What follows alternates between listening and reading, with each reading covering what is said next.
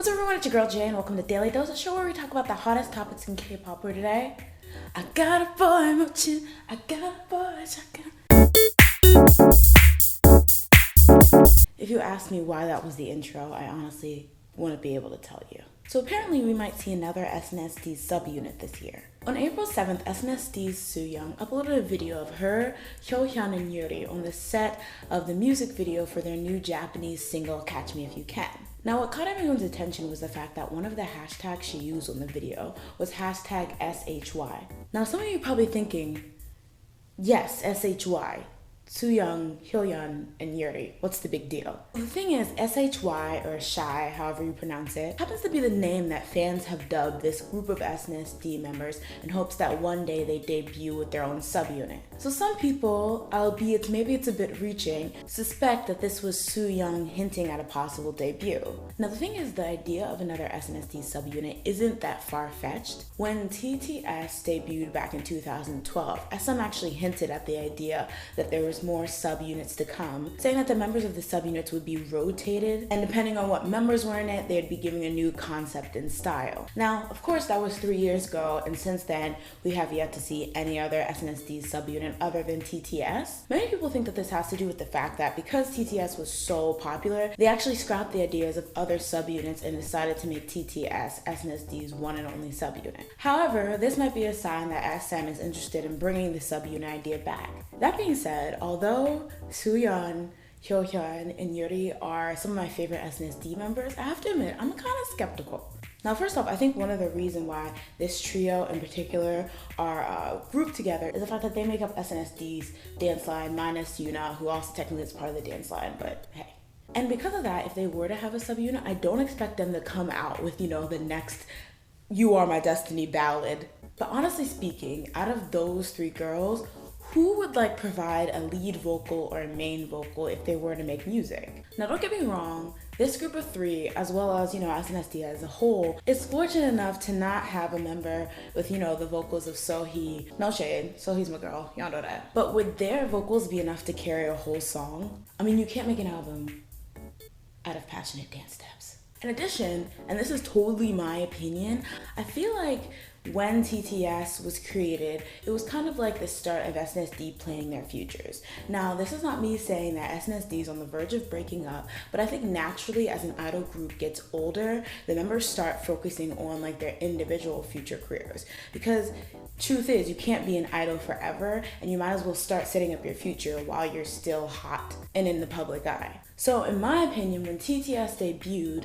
that was basically saying these three are the ones who in the future are still going to do music, even after SNSD comebacks become less and less frequent. In addition, I think it was pretty clear that Yuna and Sooyoung were headed towards acting, and I think prior to Jessica being kicked out, hers was going towards fashion, so she was starting her fashion career up. And even though this was more recently, you could see that Yuri was starting to guest on a lot of variety shows, showing that she probably was going to have a future as a variety star. And then Sunny, she has her own radio show. I'm not positive about what Hyohyun's future would be, so in that case, this SHY unit kind of makes sense, but at the same time, it kind of breaks the flow of Sooyoung and Yuri. So I was just kind of confused as to how, an SHY unit would fit in the grand scheme of things. Would it be a one-time thing, or would it be something that they would continue to do in the future? But like I said, right now it's still just a rumor, and honestly, despite me being skeptical, I'd still be really interested to see what type of concept and what type of music an SHY unit would produce. So good luck to them, and hopefully we'll see something like that in the future.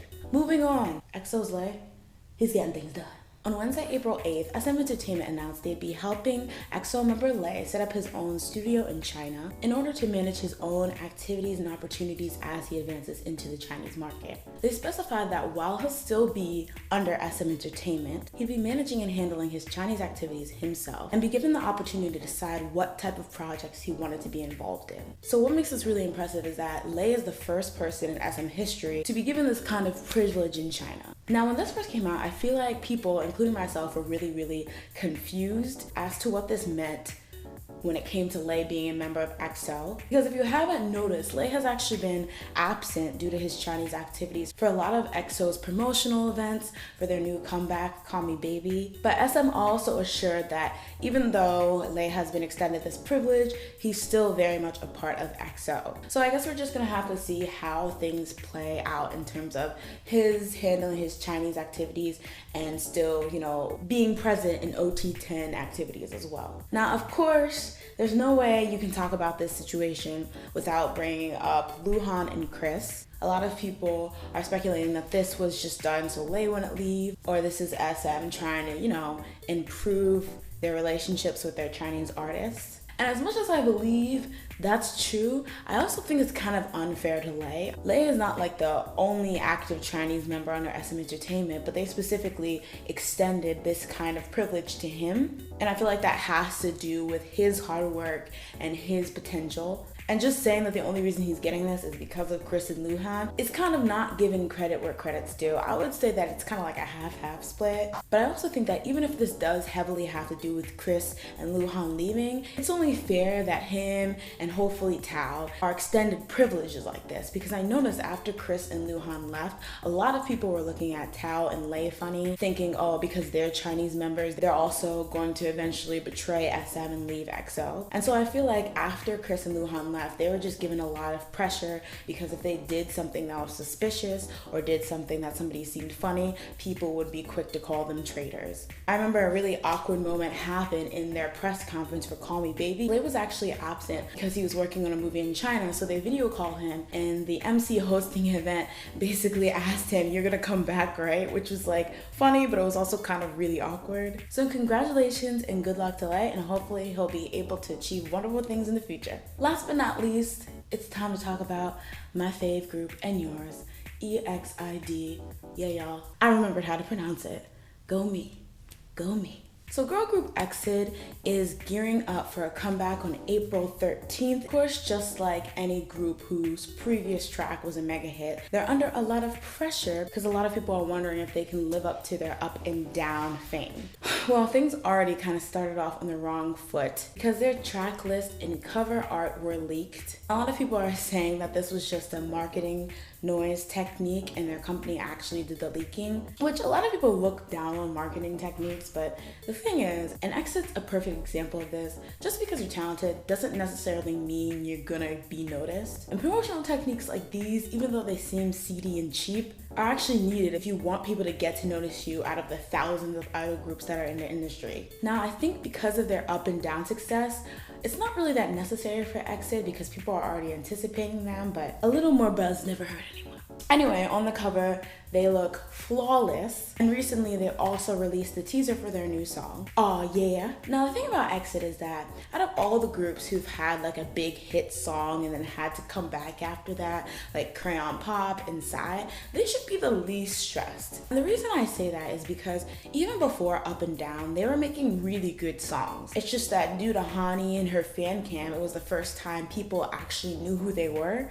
And like I always say, yes, Hani's fan cam got the attention they needed, but if nobody would have liked their music, then Up and Down wouldn't have become the success it was. So I feel like if Ellie and whoever else works on their music, you know, just keeps doing what they're doing, they really shouldn't have a problem when it comes to hitting it big with this next song. And although maybe it won't be a viral hit like Up and Down, I have confidence and faith in them that their music's gonna be really good. I mean, based off the teaser alone, it also seems interesting. Also, talking about the teaser, I thought it was really cool because it seems like the music videos might have to do with slut shaming, you know, unnecessary censorship when it came to female groups. If you watch the video, they're using mosaics on like random places that really wouldn't need them. So I feel like it's going to be a piece on how, you know, sexiness or girl groups are often censored, which would be really, really cool. Seeing as a lot of their haters, you know, like to say they only got popular because they were sexy or whatever. I'm super excited and I can't wait for the release, but as always, guys, I want to know what you think. Are you excited for EXID's new comeback?